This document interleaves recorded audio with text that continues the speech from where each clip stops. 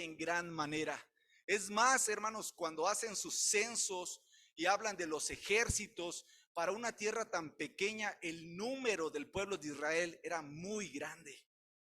Los judíos sabían el significado de esta metáfora, ya que ellos fueron sacados de Egipto y era, hermanos, algo que se preservaba dentro de la cultura de los judíos.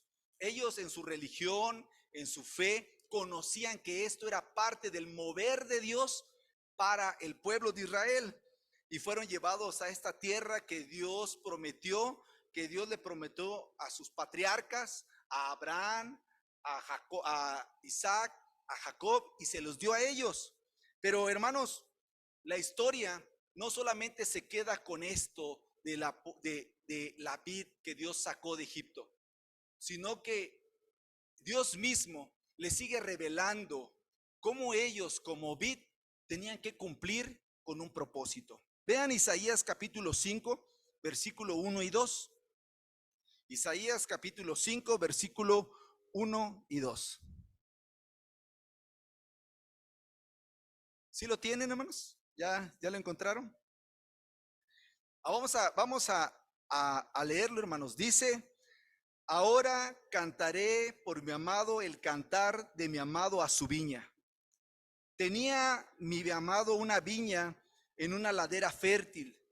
La había cercado, despedregado y plantado de vides escogidas. Había edificado en medio de ella una torre y echó también en ella un lagar, uvas, y dio uvas silvestres. Cómo Dios le sigue hablando al pueblo de Israel a lo largo de la historia sobre esta relación que él tenía con Israel. Y hermanos, esta relación entre el pueblo de Israel y Jehová no tiene un final feliz. Ustedes lo conocen. Ustedes conocen cómo este final termina siendo triste. Es más, Jesús plantea otras enseñanzas a través de la misma ilustración y figura de la viña, cuando dice: un hombre plantó una viña, invirtió mucho dinero y se los dio a unos hombres arrendatarios para que trabajaran en ella. Se fue a un lugar lejano y ustedes saben el desenlace. O sea que todas las ilustraciones que Dios usa en el Antiguo Testamento y en el Nuevo Testamento refiriéndose a Israel, termina la historia triste. Siempre termina triste. ¿Por qué?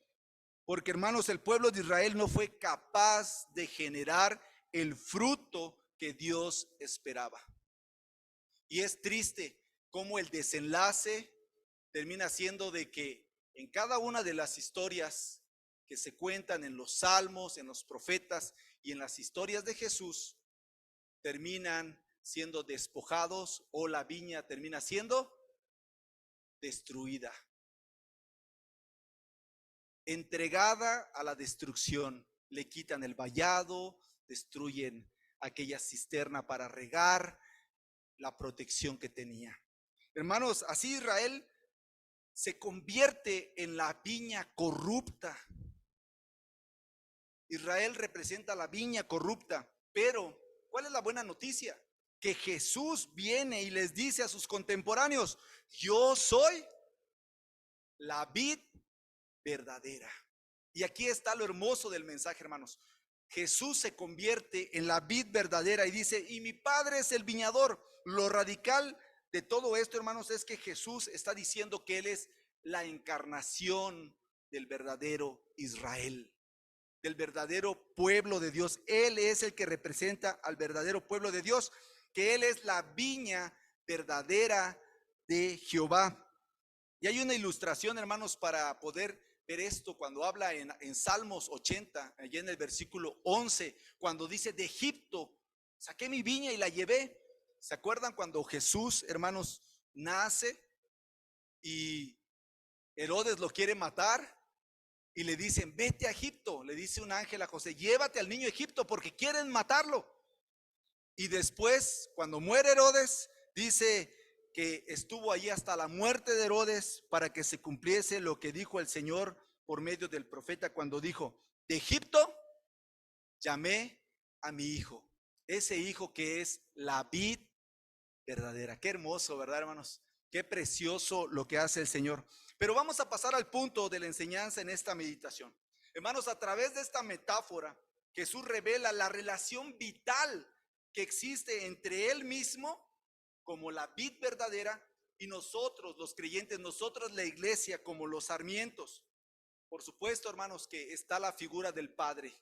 El Padre que es el viñador, el labrador, el que quiere recoger frutos de la vid verdadera, el que quiere gozarse y disfrutar de los frutos que esa vid va a producir. Hermanos, vamos a explorar un poquito a detalle el papel de Jesús como la vid verdadera. Y quisiera que viéramos el primer punto, por favor, hermana Adita. El primer punto, Jesús como la vid verdadera, Él es la fuente de la vida espiritual. Digan amén, hermanos. ¿Sí es la fuente de la vida espiritual? Fíjense, hermanos, que hay quienes sienten que la fuente de la vida espiritual es escuchar una predicación. Yo me siento bien cuando escucho una predicación. Yo me siento bien cuando canto una alabanza. Yo me siento bien cuando hago esto, cuando hago el otro.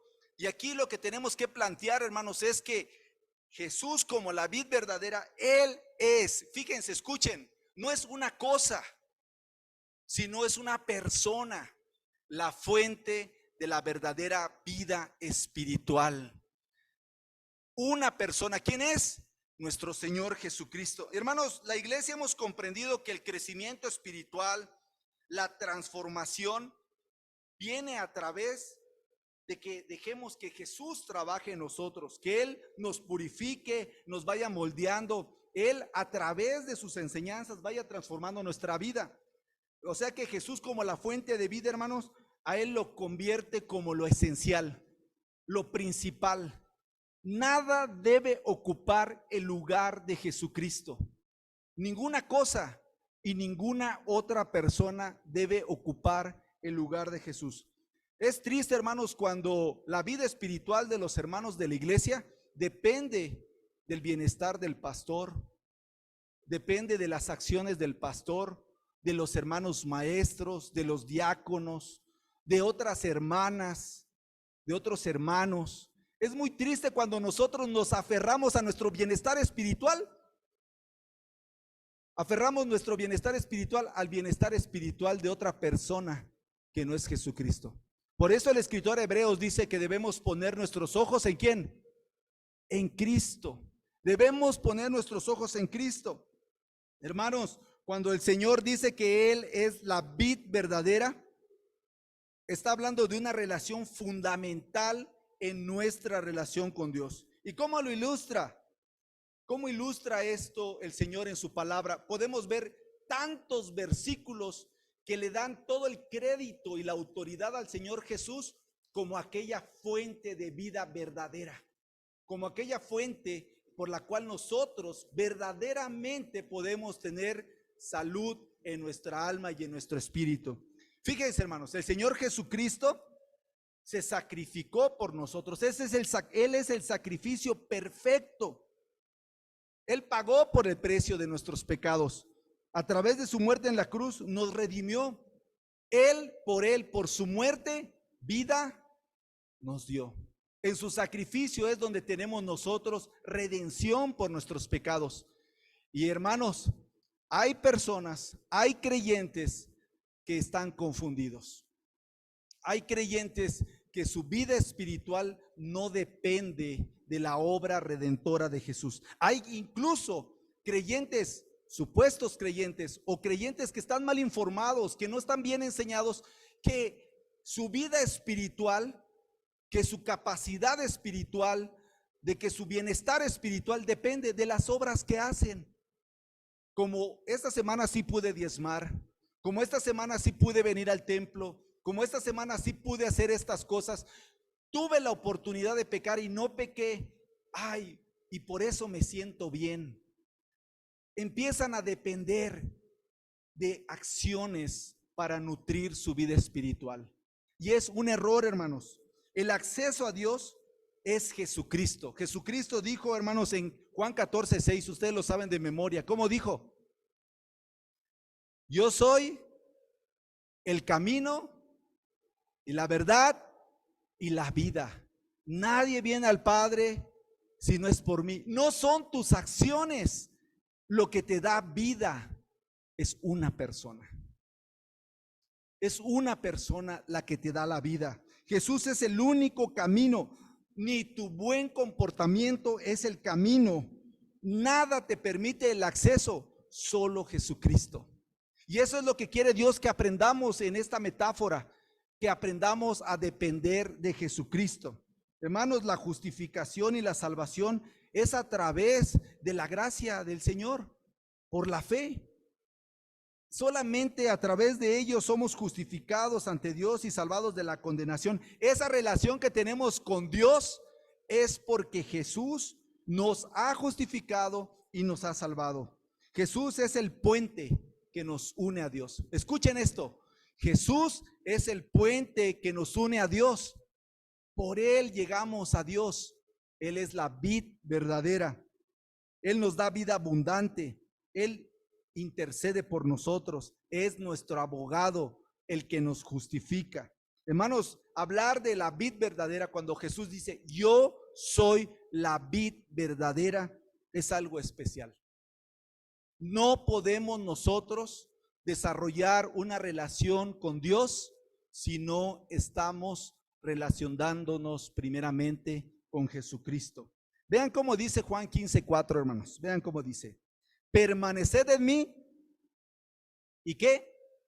Y yo en vosotros. Como el pámpano no puede llevar fruto por sí mismo si no permanece en la vid, así tampoco vosotros si no permanecen en mí.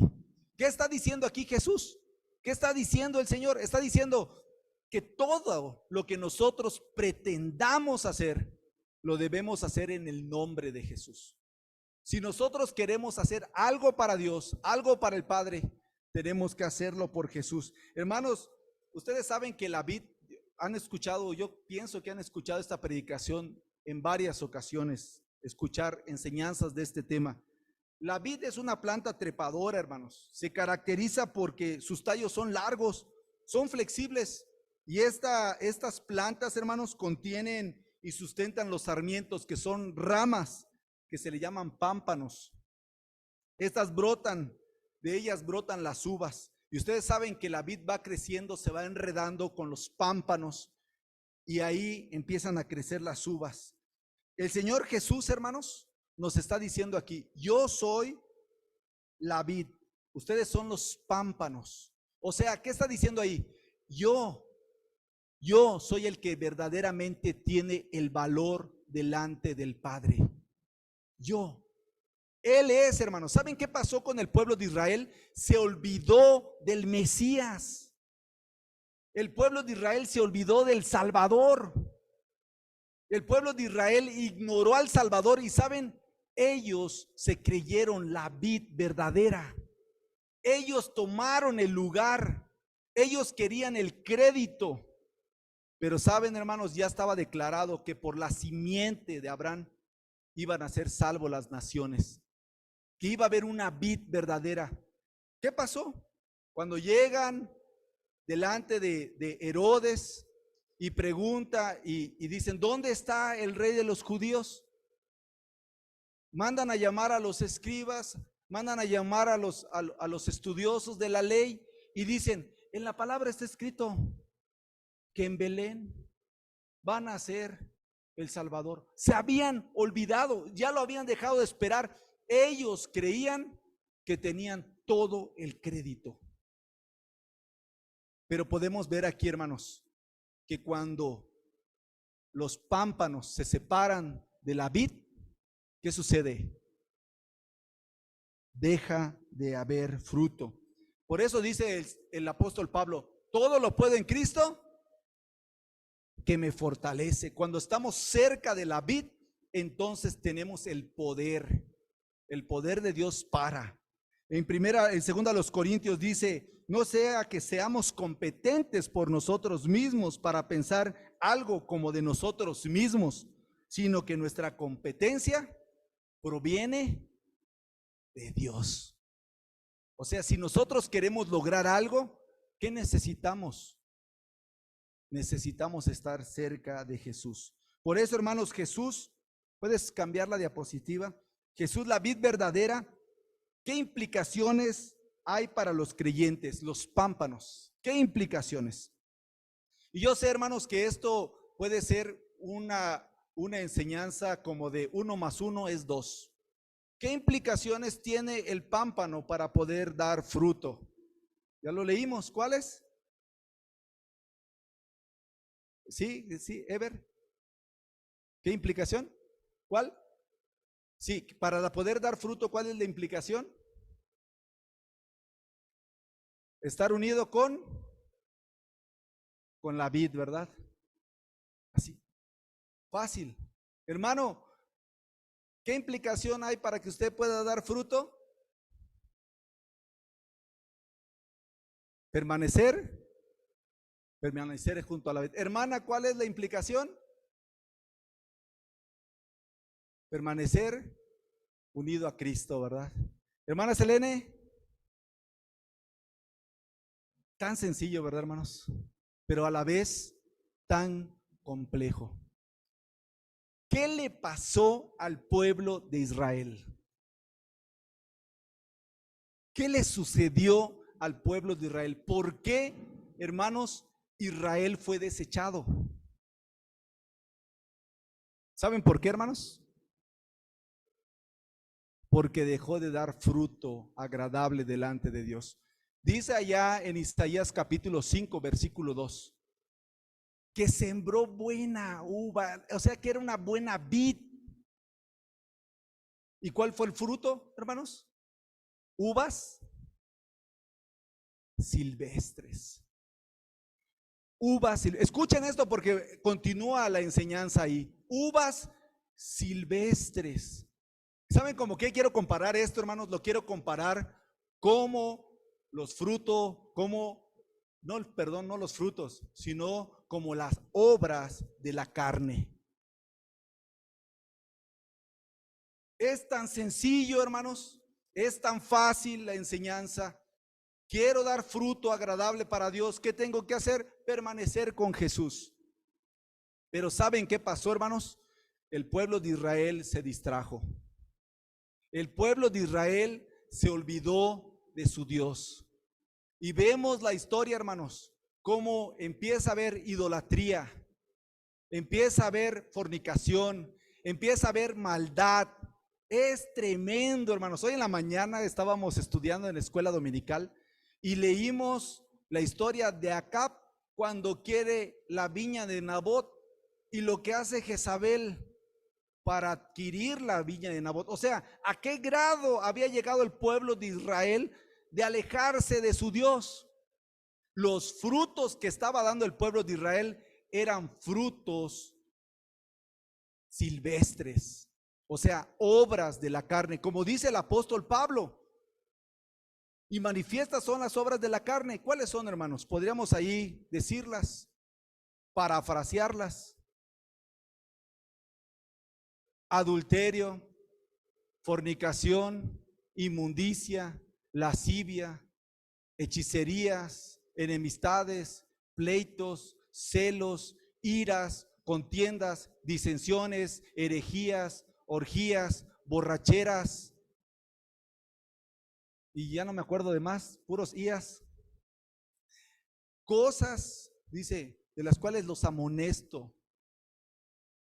Que los que practican tales cosas son una viña que da uvas silvestres. Uvas silvestres. Y podemos preguntarnos, vamos a hablar de manera particular y de manera congregacional. ¿Cuál es el fruto que se recoge en mi vida?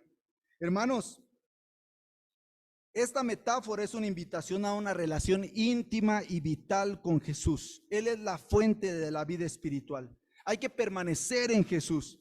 Esta metáfora, hermanos, esta enseñanza de Jesús enfatiza la necesidad de tener una relación muy cercana con Jesucristo.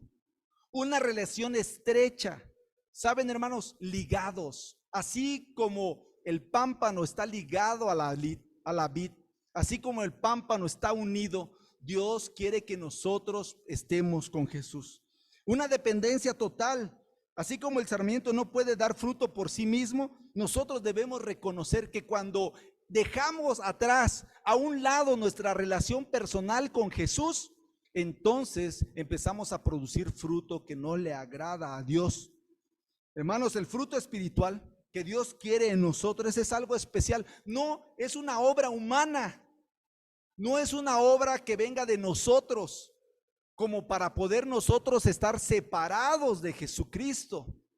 ¿Sí me están entendiendo, hermanos? No es una obra humana. Tú no puedes dar un fruto agradable a Dios. Nada de ti sin Cristo es agradable a Dios. Nada de mí sin Cristo es agradable a Dios. Dice que incluso nuestras buenas obras delante de Dios son como trapos de inmundicia. Por eso, hermanos, la relación con Jesús es algo muy importante. El fruto espiritual, hermanos, es algo que viene de Dios. Es algo que Dios produce a través de su Espíritu Santo. Son esas actitudes, ese carácter, esas acciones nacidas, producidas por Dios en nuestro corazón. Por eso dice el apóstol Pablo, que Dios produce en nosotros el querer como el hacer por su buena voluntad. Él produce en nosotros, hermanos. Hermanos, es necesaria esta relación. ¿Qué implica? ¿Cuál es la implicación para los creyentes, los pámpanos, para poder dar fruto? ¿Cuál es la implicación? Estar cerca de Jesús. Siempre, constantemente. Ya vamos a terminar el año, hermanos, ¿verdad? Ya estamos cerquita del año. ¿Qué tal te ha ido con tu lectura este año? ¿Te ha ido muy bien? ¿Otro año de victoria leyendo la Biblia? Amén. ¿Sí? Otro año de victoria. Este año dices, gracias Señor, porque otro año más he podido meditar en tu palabra, me he deleitado en ella. Eso es estar cerca de Jesús. Es más, ¿saben, hermanos? Los pastores a lo largo de la historia hasta han creado métodos de lectura para que leas diario, porque saben que es importante la relación diaria con Jesús. Y te dicen, lee 4 capítulos diarios. Y cuando se cumpla el año, habrás terminado de leer toda la Biblia. ¿El propósito es leer la Biblia? Sí, no es lo importante. Lo importante es estar en comunión con Jesucristo, cerca de Jesús. ¿Qué tal, hermano, te ha ido en las oraciones? ¿Cómo te ha ido? ¿Dios te ha estado respondiendo? ¿Has estado postrado? ¿Has estado orando? ¿Has estado dedicándole tiempo de devoción? Orar por ti, por tu familia, por otros hermanos, por el ministerio, por los perdidos. ¿Has podido estar con Jesús? ¿Qué tal te ha ido en tus decisiones? ¿Has tomado buenas decisiones a través de la sabiduría que te da estar en presencia de Jesús? ¿Te ha dado sus consejos? ¿Te ha guiado? Eso, hermanos, son las implicaciones que nosotros tenemos como pámpanos. Dice el Señor Jesús, separados de mí, nada podéis hacer, hermanos. Y saben, nosotros, hermanos, somos muy controversiales con esa declaración del Jesús. Claro que sí podemos. Sí podemos. Miren todo lo que tengo y eso que no le he pedido a Dios. El detalle, hermanos, es que muchas cosas que hemos logrado no son frutos que perduren por la eternidad. Son frutos que se van a descontinuar aquí en este mundo, porque aquí se van a quedar. No precisamente son coronas y perlas en los cielos, no precisamente son galardones, sino son frutos perecederos. Y al final de cuentas, terminan siendo uvas silvestres. Vamos a ver el punto número 3, el último punto. La relación de poda y limpieza. Preparándonos para dar más fruto. Hermano, Si tú quisieras que Dios te quitara algo en tu vida, que el Señor dijera, así como en el Génesis, y dijo Dios, sea la luz, y fue la luz.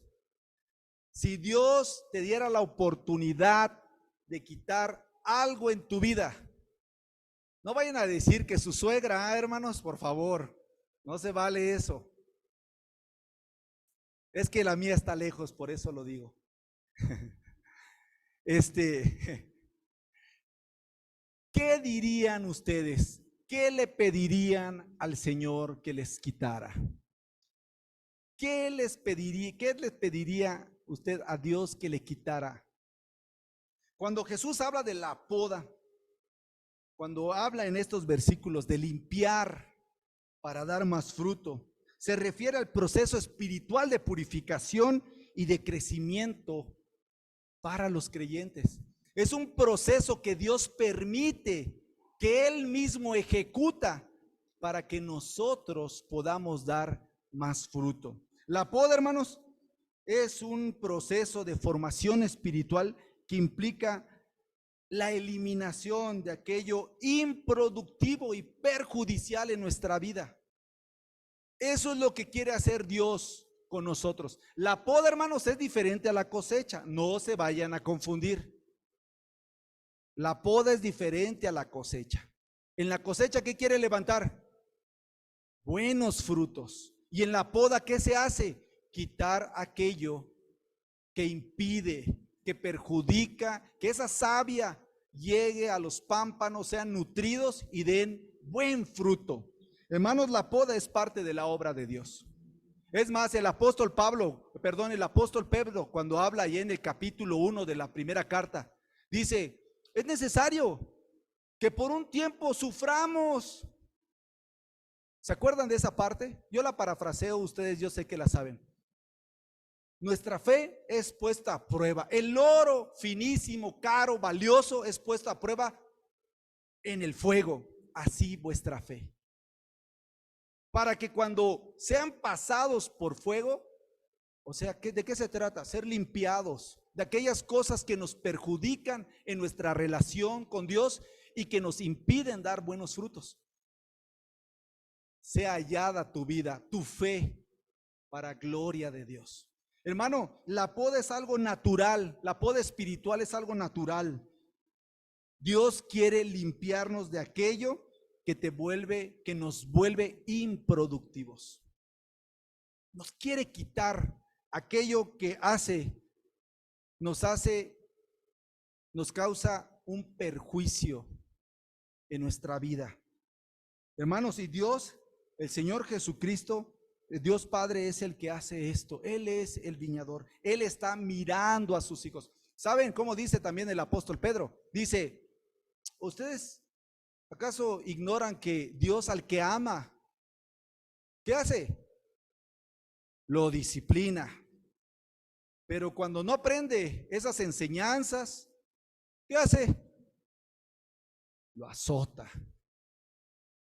Lo azota. Dice el apóstol Pablo, ciertamente al que sufre el castigo no les causa de gozo, sino de tristeza, pero después da fruto apacible a aquellos que por esa disciplina, por esos azotes, han sido ejercitados, gozan de la santidad.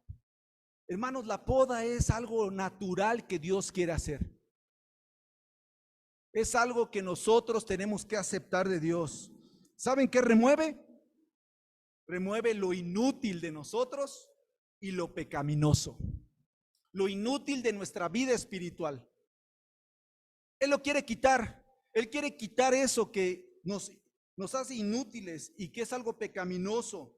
Elimina aquellas actitudes, aquellos comportamientos, aquellos hábitos pecaminosos que nos impiden dar frutos, que nos impiden entregarle gloria y honra a Dios. ¿Saben cómo dice el Señor Jesús? Dice, vosotros sois la luz del mundo. Una luz, una ciudad que está iluminada, se pone en sí, que está arriba de un monte, no se puede ocultar. Que el mundo vea la luz de ustedes para que glorifiquen a su Padre Celestial. Y la poda, hermanos, es para eso, es para exhibir la gloria de Dios. Quita lo pecaminoso. El labrador, hermanos, corta las ramas que vuelven infructífero al sarmiento para que toda la savia llegue hasta este pámpano y dé buen fruto. Mira, hermano, mira, hermana, si tú estás impidiendo la poda en tu vida espiritual, te estás haciendo daño a ti mismo, a ti misma, hermana, a ti mismo, hermano. Yo le decía a los jovencitos en la iglesia, aquí no veo más que a Ever y nuestra hermanita y Ada que está atrás, no veo más adolescentes. ¿Dónde hay? No hay. Jóvenes, jovencitos, jóvenes. Yo les decía a los muchachitos, les decía, ¿cuánto te edifica tener tu celular 20x20? O bueno, 18x18, porque 24x24 podríamos decir, porque hay quienes hasta duermen con el celular debajo de la almohada. ¿Cuánto te edifica? Y saben, esta generación se aferra al teléfono celular. Se aferra al teléfono celular. No, el celular no es pecado, ¿verdad, hermanos? Nosotros lo volvemos pecado. Pero fíjense, hermanos, fíjense esto, se aferran a ello. No están entendiendo que vivir bajo la influencia de ese aparato les está haciendo daño en su vida espiritual. La generación actual no lo puede entender, pero hermanos, los que estamos aquí, cada uno de nosotros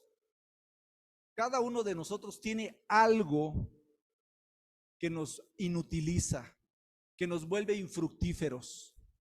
Quizás el carácter, actitudes y comportamientos, hábitos que nos están haciendo daño, que impiden nuestro crecimiento y nuestra fructificación. ¿Qué pretende Dios cuando empieza a podar nuestra vida espiritual? Quiere estimular nuestro crecimiento espiritual. Cuando Dios te está llamando y te dice, no hagas esto, saca esto de tu vida, evita esto en tu vida, esto quítalo de tu vida. ¿Saben qué quiere hacer Dios?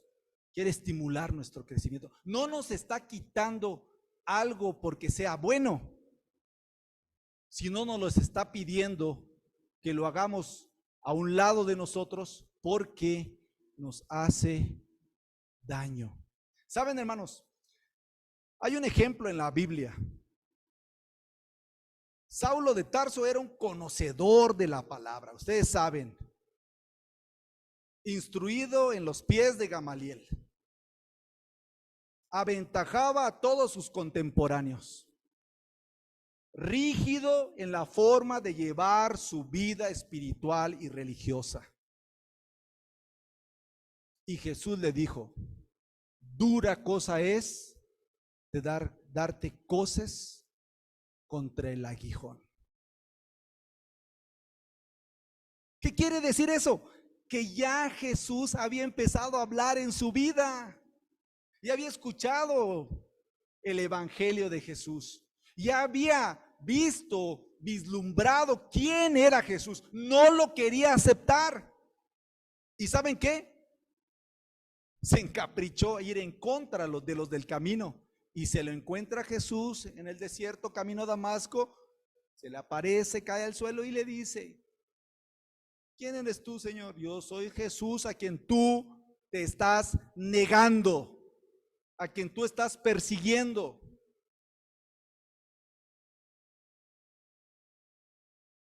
¿Saben cuál fue la poda en Saulo de Tarso? ¿Saben cuál fue la poda? Le quitó todas sus glorias. Todas sus glorias. Dice el apóstol Pablo, si ustedes tienen de qué gloriarse, yo tengo más. Yo tengo más. Pero todo lo tengo por basura con tal de ganar a Cristo. Eso es la poda espiritual, hermanos. La poda espiritual nos recuerda que debemos depender de Jesús. Y sobre todo, hermanos, y lo más precioso, cuando Dios está haciendo esta poda, cuando nos está llamando a quitar eso que nos inutiliza, es que quiere que nosotros vayamos convirtiéndonos cada vez más y más a la imagen de nuestro Señor Jesucristo. Ese es el propósito. Ese es el propósito, que a través de esta poda espiritual Dios nos transforma para ser más como Cristo en su carácter y en sus acciones. Es lo que quiere Dios. Quiero concluir, hermanos. Quisiera que meditaran en esta predicación y piensen,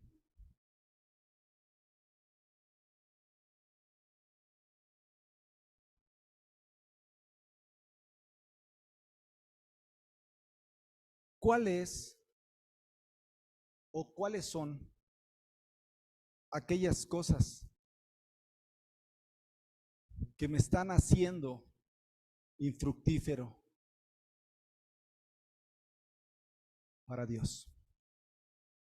Que en lugar de dar uvas que produzcan un vino dulce y efervescente, para Dios produzcan un vino amargo y ácido en su presencia.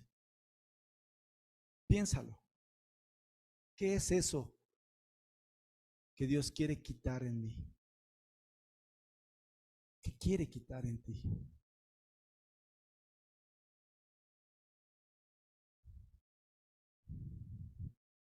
Les voy a dar un minuto para que meditemos en ello. Piénsenlo, hermanos. Piensen.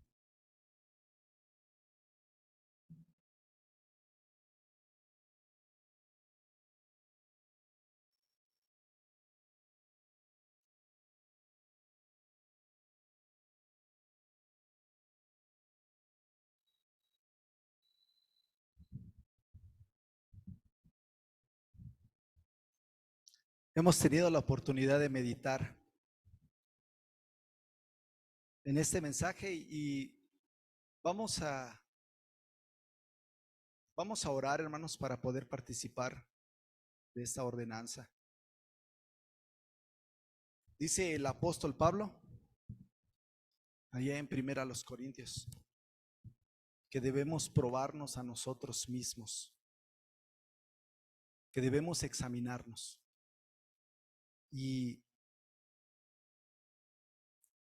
si en esta predicación, hermano, Dios te habló y te dijo, yo quiero quitar esto de tu vida,